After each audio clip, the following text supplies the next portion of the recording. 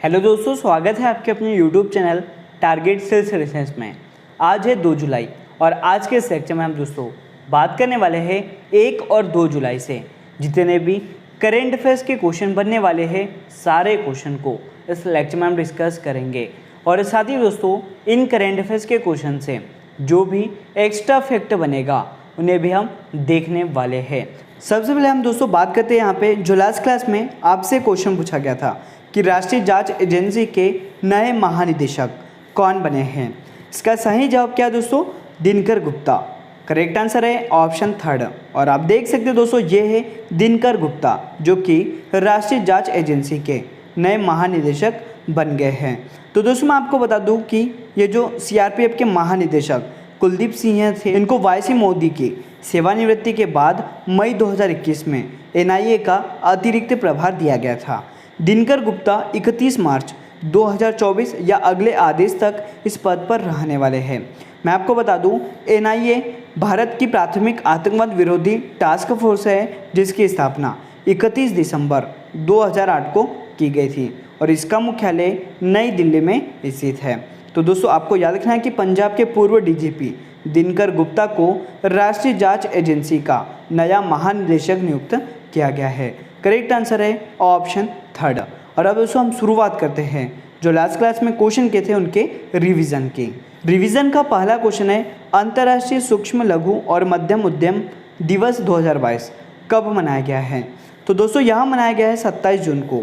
यहाँ पे correct answer है ऑप्शन 3। अगला क्वेश्चन है कि नीति आयोग के नए सीईओ के रूप में किसे नियुक्त किया गया है।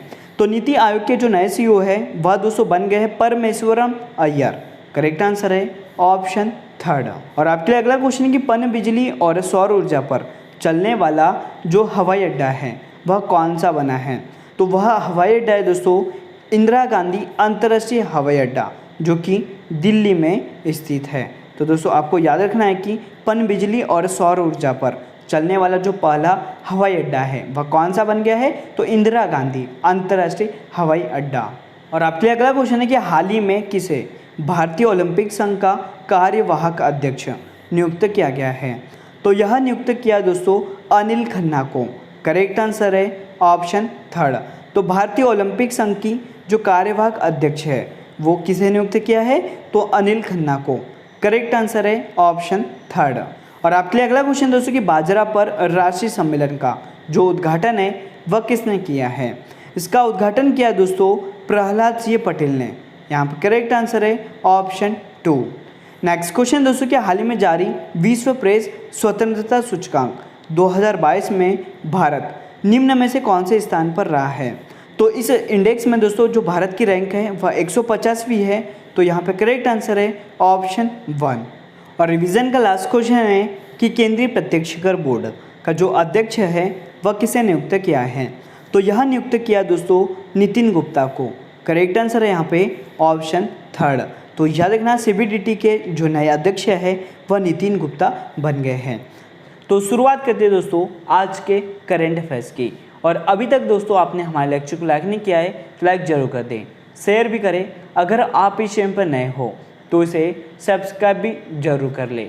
जो आज का पहला क्वेश्चन है आपके लिए दोस्तों कि मिस इंडिया वर्ल्ड वाइड 2022 का खिताब किसने जीता है। तो इस खिताब को जीता है खुशी पटेल ने। करेक्ट आंसर है यहाँ पे ऑप्शन 1। तो याद रखना है मिस इंडिया वर्ल्ड वाइड का जो खिताब है वह खुशी पटेल ने जीता है। तो भारतीय मूल की खुशी पटेल ने मिस इंडिया वर्ल्ड वाइड 2022 का खिताब जीता है। खुशी पटेल दोस्तों यूनाइटेड किंगडम में बायोमेडिकल की स्टूडेंट है। मिस इंडिया वर्ल्ड वाइड विदेश में सबसे लंबे समय तक चलने वाली भारतीय प्रतियोगिता है। वहीं गुयाना की रोशनी रजाक को दोस्तों miss tin India world wide 2022 घोषित किया गया है। तो यहाँ पे आपको क्या याद रखना है मिस इंडिया वर्ल्ड वाइड 2022 का खिताब किसने जीत लिया है। तो यह खुशी पटेल ने। करेक्ट आंसर है यहाँ पे ऑप्शन 1। और अब चलते हैं अगले क्वेश्चन की ओर।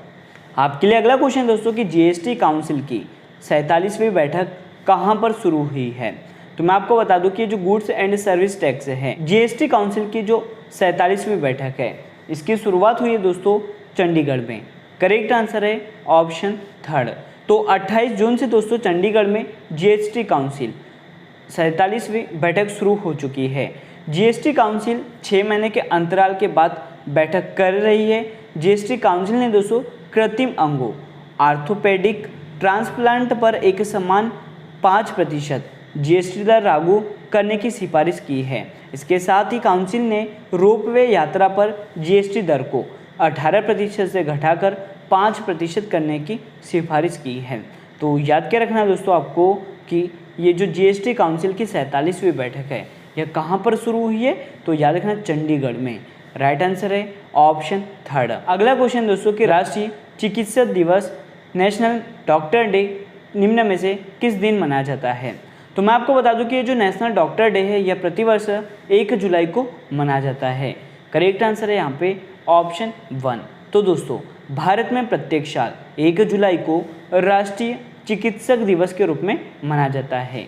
इस दिन को मनाने का जो मुख्य उद्देश्य है वह डॉक्टरों को उनके अमूल्य योगदान के लिए सम्मान देना है। डॉक्टर समाज में बहुत महत्वपूर्ण भूमिका निभाते हैं। कोरोना महामारी से बचाव में डॉक्टर अपनी जान की परवाह किए बगैर देश की सेवा में लगे हुए हैं। यहाँ पे दोस्तों मैं आपको बता दूं कि भारत में साल 1991 में इस दिन मनाने की शुरुआत की गई थी। तो याद क्या रखना है आपको कि राष्ट्रीय चिकित्सक दिवस निम्न में से किस दिन मनाया गया है, तो 1 जुलाई को। करेक्ट आंसर है दोस्तों ऑप्शन 1। और अब चलते हैं अगले क्वेश्चन की ओर। आपके लिए अगला क्वेश्चन है कि किस देश ने जुलजाना नामक ठोस ईंधन वाला रॉकेट अंतरिक्ष में लॉन्च किया है। तो दोस्तों ये जो ठोस ईंधन वाला रॉकेट है इसे अंतरिक्ष में लॉन्च किया है ईरान ने। करेक्ट आंसर है ऑप्शन 4। याद रखना इसका नाम क्या है, जुलजाना है। तो ईरान ने जुलजाना नामक ठोस ईंधन वाला रॉकेट अंतरिक्ष में लॉन्च किया है। यह रॉकेट लो अर्थ ऑर्बिट में डेटा इकट्ठा करने के साथ साथ ईरान के अंतरिक्ष उद्योग को बढ़ावा भी देगा। जुलजाना 25.5 मीटर लंबा ईरानी सैटेलाइट लॉन्च व्हीकल है दोस्तों, और यह 220 किलोग्राम के पेलोड या उपग्रह को पृथ्वी से 500 किलोमीटर ऊपर स्थित कक्षा में ले जाने में सक्षम है। यहाँ पे हम बात कर रहे हैं ईरान की, तो ईरान एशिया महाद्वीप में स्थित है और ईरान की जो राजधानी दोस्तों वह तेहरान है। मैं आपको बता दूं ईरान की मुद्रा तोमान, रियाल और किरान है और ईरान के वर्तमान में राष्ट्रपति कौन है, तो यह इब्राहिम राइसी है। तो यह सभी महत्वपूर्ण पॉइंट है दोस्तों ईरान से जो आपको याद रखना है। तो ईरान देश ने दोस्तों जुलजाना नामक ठोस ईंधन वाला रॉकेट अंतरिक्ष में लॉन्च किया है। करेक्ट आंसर है यहाँ पे ऑप्शन 4। और अब चलते हैं अगले क्वेश्चन की ओर। आपके लिए अगला क्वेश्चन है कि महाराष्ट्र के नए मुख्यमंत्री निम्न में से किसे बनाया गया है। तो दोस्तों मैं आपको बता दूं कि महाराष्ट्र के जो नए मुख्यमंत्री है वह एकनाथ शिंदे बन गए हैं। करेक्ट आंसर है ऑप्शन 1। दोस्तों इनसे पहले जो महाराष्ट्र के मुख्यमंत्री थे वो कौन थे, तो याद रखना दोस्तों उद्धव ठाकरे थे। और अब कौन बन गए हैं, तो यह एकनाथ शिंदे बन गए हैं। तो महाराष्ट्र के नए मुख्यमंत्री के रूप में दोस्तों शिवसेना नेता एकनाथ शिंदे ने शपथ ले ली है। महाराष्ट्र के राज्यपाल भगत सिंह कोश्यारी ने दोस्तों एकनाथ शिंदे को मुख्यमंत्री पद और गोपनीयता की शपथ दिलाई है। तो याद रखना यहाँ पे आपको कि महाराष्ट्र के वर्तमान में राज्यपाल कौन है, तो यह भगत सिंह कोश्यारी है और मुख्यमंत्री कौन बन गए हैं, तो यह एकनाथ शिंदे बन गए हैं। करेक्ट आंसर दोस्तों ऑप्शन 1 एकनाथ शिंदे जो कि महाराष्ट्र के नए मुख्यमंत्री बन गए हैं। और आपके लिए अगला क्वेश्चन है दोस्तों अंतर्राष्ट्रीय भारोत्तोलन महासंघ के नए अध्यक्ष कौन बने हैं। तो ये जो अंतर्राष्ट्रीय भारोत्तोलन महासंघ है इसके जो नए अध्यक्ष है वह मोहम्मद हसन जालूद बन गए हैं। करेक्ट आंसर है यहाँ पे ऑप्शन 1। तो दोस्तों मोहम्मद हसन जालूद अंतर्राष्ट्रीय भारोत्तोलन महासंघ के नए अध्यक्ष बने हैं और इन्होंने उर्सुला पाप आंद्रेया का स्थान लिया है। हम यहाँ पे बात कर रहे हैं अंतर्राष्ट्रीय भारोत्तोलन महासंघ की, जिसकी स्थापना 1905 में की गई थी और इसका मुख्यालय दोस्तों बुडापेस्ट हंगरी में स्थित है। तो याद क्या रखना है आपको कि ये जो अंतर्राष्ट्रीय भारोत्तोलन महासंघ है इसके नए अध्यक्ष कौन बन गए हैं, तो मोहम्मद हसन जालूद बन गए हैं। करेक्ट आंसर दोस्तों ऑप्शन 1। और अब चलते हैं अगले क्वेश्चन की ओर। आपके लिए अगला क्वेश्चन है कि राष्ट्रीय सांख्यिकी दिवस मतलब नेशनल स्टैटिस्टिक्स डे 2022 कब मनाया गया है। तो दोस्तों ये जो राष्ट्रीय सांख्यिकी दिवस है यह प्रतिवर्ष 29 जून को मनाया जाता है। तो केंद्र सरकार द्वारा हर साल देश भर में 29 जून को प्रोफेसर दोस्तों पीसी महालनोबिस की जयंती के उपलक्ष्य में राष्ट्रीय सांख्यिकी दिवस के रूप में मनाया जाता है। यह दिवस सामाजिक आर्थिक योजना और नीति निर्माण में सांख्यिकी की भूमिका के बारे में युवाओं में जागरूकता बढ़ाने के उद्देश्य से मनाया जाता है। हम बात करें दोस्तों यहाँ पे राष्ट्रीय सांख्यिकी दिवस 2022 है, इसकी थीम क्या है तो डेटा फॉर सस्टेनेबल डेवलपमेंट।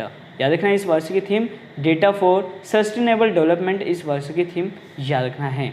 तो याद रखना है कि राष्ट्रीय सांख्यिकी दिवस प्रतिवर्ष 29 जून को मनाया जाता है। और अब चलते हैं नेक्स्ट क्वेश्चन की ओर। आपके लिए अगला क्वेश्चन दोस्तों कि अंतर्राष्ट्रीय टेनिस हॉल ऑफ फेम में किस भारतीय को गोल्डन अचीवमेंट अवार्ड से सम्मानित किया गया है। तो यह सम्मानित किया है विजय अमृतराज को। यहाँ पे करेक्ट आंसर है ऑप्शन थर्ड।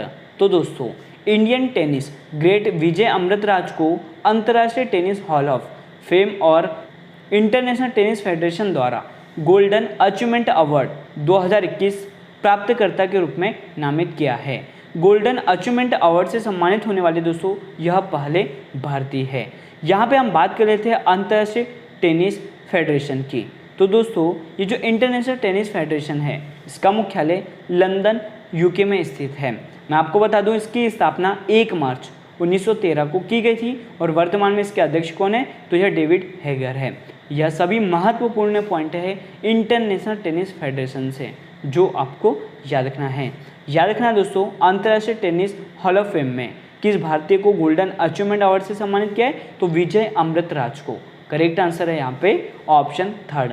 और अब चलते हैं अगले क्वेश्चन की ओर। और आपके लिए अगला क्वेश्चन दोस्तों कि दिल्ली उच्च न्यायालय के नए मुख्य न्यायाधीश कौन बने हैं। तो दिल्ली उच्च न्यायालय के जो नए मुख्य न्यायाधीश है वह कौन बन गए हैं दोस्तों तो यह सतीश चंद्र बन गए हैं। करेक्ट आंसर है ऑप्शन 4। तो न्यायमूर्ति सतीश चंद्र दिल्ली उच्च न्यायालय के 31वें मुख्य न्यायाधीश बने हैं और इन्होंने दोस्तों धीरू भाई नारायण भाई पटेल का स्थान लिया है। यहाँ पे मैं आपको बता दूं कि दिल्ली के वर्तमान में मुख्यमंत्री अरविंद केजरीवाल है और दिल्ली के उपराज्यपाल कौन है दोस्तों तो यह विनय कुमार सक्सेना है और दिल्ली की जो राजधानी है वह नई दिल्ली है। तो ये सभी महत्वपूर्ण पॉइंट है दोस्तों इस क्वेश्चन से। तो याद रखना दिल्ली उच्च न्यायालय के नए मुख्य न्यायाधीश कौन बन गए हैं तो यह सतीश चंद्र बन गए हैं। करेक्ट आंसर है दोस्तों ऑप्शन 4। और अब दोस्तों हम बात करते हैं आज के क्वेश्चन ऑफ द डे की जिसका जवाब आपको कमेंट सेक्शन में देना है। क्वेश्चन है आपके लिए कि रणजी ट्रॉफी 2021-22 का जो खिताब है वह पहली बार किस टीम ने जीता है। तो दोस्तों ये जो रणजी ट्रॉफी 2021-22 का खिताब है यह पहली बार किस टीम ने जीता, इसका सही जवाब आपको कमेंट सेक्शन में देना है। साथ ही यहाँ पे आपको बताना है कि उप विजेता टीम कौन सी रही है। तो आज का लेक्चर यहीं पर एंड होता है। अगर आपको हमारा लेक्चर और आपको हमारी मेहनत अच्छी लगती हो तो इसे लाइक ज़रूर करें, शेयर भी करें। अगर आप इस चैनल पर नए हो दोस्तों तो इसे सब्सक्राइब भी जरूर करें। So thank you so much guys for watching this video. Bye bye, take care.